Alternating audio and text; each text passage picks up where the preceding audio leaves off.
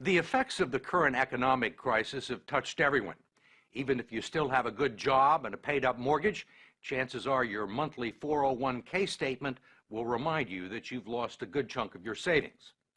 Trillions of dollars have evaporated from those accounts that have become the prime source of retirement funds for a majority of American workers, affecting their psyche and their future. If you're still young enough, there's time to rebuild and recover. But if you're in your 50s or 60s or beyond, the consequences can be dire. And it's drawing attention to the shortcomings of a retirement system that's jeopardized the financial security of tens of millions of people. Good morning. Good morning. It was called a career fair, but there was no merriment here, only a whiff of desperation. Do you have any openings in the IT industry? Many of these people had been out of work for months and burned through their liquid asset. Alan Weir, who turned 60 this month, showed us his latest 401k statement, which he hadn't had the courage to open up. I'm afraid. You're going to open it now? You want me to? Let's do it. There's good reason for his trepidation. Nearly half of his life savings have vanished in a matter of months. It went down again. How much are you down overall? Oh, about $140,000. Do you think you'll ever get it back? I'll probably never see it come back. I was looking to retire probably when I hit 62. I can't do it now. I'll probably be working until I'm at least 70. I'm a Microsoft Office diva. Until she lost her job, Kathleen Coleman had spent nearly 30 years working as an executive assistant on Wall Street. She doesn't have much to show for it. Tell me about your 401k. Does this answer the question? This is what it was in 2005. 2007, you're down below 2005. Right. Another one went down almost $40,000.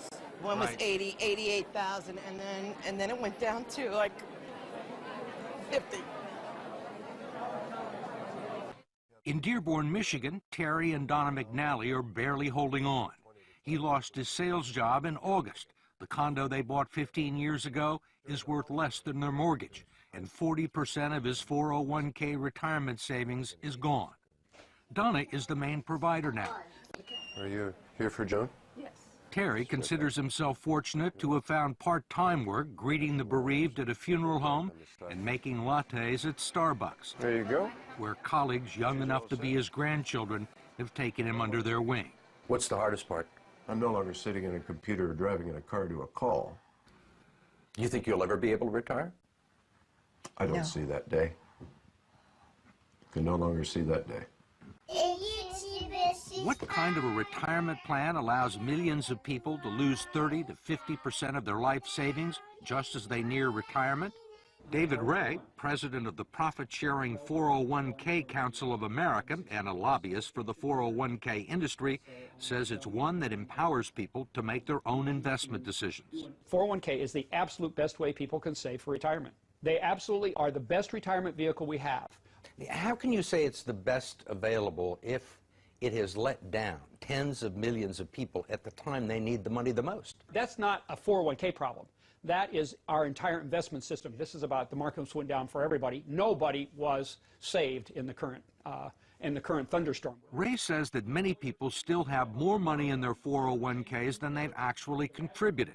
He says everyone had multiple investment options, including low-yield guaranteed returns, and he believes people who lost money have no one to blame but themselves. In America, it's a society based on freedom and choice and personal responsibility. We need to help them understand these responsibilities and execute them to the best they can. 401k is part of that. There are no guarantees. What about the people who are 63 or 64? A lot of those people were thinking about retiring. Well, and now they aren't. Well, I mean, a lot of them were retired and have to go back into the workforce. Well, but that was not a 401k problem. That's an investment system problem. The markets go up and down, and if those people chose to take equity risk, there was a logical outcome. But in fact, the 401k plans that have become the primary source of retirement income for 60 million Americans were never designed to be retirement plans in the first place. They were created in the late 1970s as a savings plan and tax shelter for ordinary Americans. The idea was that workers would make voluntary contributions and employers would match a portion of them. The taxes would be deferred until the employee reached the age of 59 and a half. It was supposed to supplement the two traditional income streams for retirees, Social Security and pensions, one leg of a three-legged stool that would support American workers into their golden years. But it didn't turn out that way. The three-legged stool, if you will, has gone to two legs, and it's wobbly, and it's wobbling, and I'm not sure that it's going to support anything. And that's the scary part, and people are afraid. Brooks Hamilton has helped design retirement plans for some of the country's largest corporations. He says 401ks turned out to be so much cheaper than funding pensions that many companies decided to freeze their pension plans and replace them with 401ks. The decision created millions of new employee investors for Wall Street and the financial community, and they pounced on the opportunity. If you go back and track the mutual fund growth in assets, and you track the growth in 401k plans, it looks like a railroad track leading to the sky. They are parallel tracks. So the big beneficiaries were the mutual funds. That's right. That's correct. The fact is that the typical 401k investor is a financial novice. They don't know a stock from a bond. And we give them a list of 20 or 30 mutual funds with really, really powerful names. You know, they sound like, gee, that's where I want to have my money. What are generally the quality of the mutual funds and 401k plans? Mediocre. I'm going to be real honest with you. With half the funds on the list, really dogs, what people would characterize as dogs, shouldn't be on the list to start with. There clearly has been a raid on these funds by the people of Wall Street, and it's cost the savers and the future retirees a lot of money that would otherwise be in their account, independent of the financial collapse. Representative George Miller of California is chairman of the House Committee on Education and Labor and a staunch critic of the 401k industry, especially its practice of deducting more than a dozen undisclosed fees from its clients' 401k accounts. Now you got a bunch of economic wizards jumping in and taking money out of your retirement plan, and they don't want to tell you how much. You can't decipher it in simple English, and they're not interested in disclosing it or having any transparency about it. And most of the people that look at their 401ks have no idea that these fees are being taken out. No. Where would you find it? Where would you find these fees in this prospectus? You can look on any page you want, and when you're all done reading it, and you will find some of the fees and the commissions here, but you won't find them all, and I bet you won't find half of them. There are legal fees, trustee fees, transactional fees, stewardship fees, bookkeeping fees, finder's fees, and the list goes on and on. Miller's committee has heard testimony that they can eat up half the income in some 401k plans over a 30-year span, but he has not been able to stop it. We tried to just put in some disclosure and transparency in these fees, and we felt the full fury of that financial lobbying. David Ray, a lobbyist for the 401k industry, says he favors disclosing the fees, but his partners in the financial industry don't. You think most people know these fees exist? I think they know that there are fees. They don't know exactly how large they are. Why do you think the financial services industry is opposed to fee transparency? I don't know that they're opposed to it. I think the issue is... You don't think they're opposed to it? Well, they want to keep... You're a lobbyist in Washington, right? You know they're opposed to it.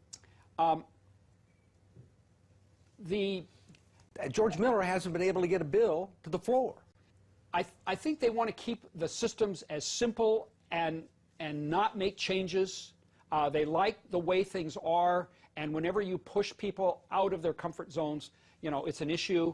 I mean, they're comfortable with the situation because they're making a ton of money, or they have made a ton of money. Well, and their systems are set up. We wanted to ask David Ray, who's been so bullish on 401k plans, one last question about what the future holds for people like Terry and Donna McNally and Kathleen Coleman. Need a babysitter? Most of the people that we've talked to are 50 and 60 years old, Right. and have sustained these losses, say there is no way they're ever going to make them back. Right. Do you agree with that? I think we have to be truth tellers. I think that when a person has hit this point, and we've had this unfortunate situation, I don't think we can misrepresent what the possibilities are. And the reality is that money's not coming back that they've lost. They can't count on it. They have to, maybe they have maybe if they work 10 more years, it'll come back by the 10, but it's important that they not have unrealistic expectations.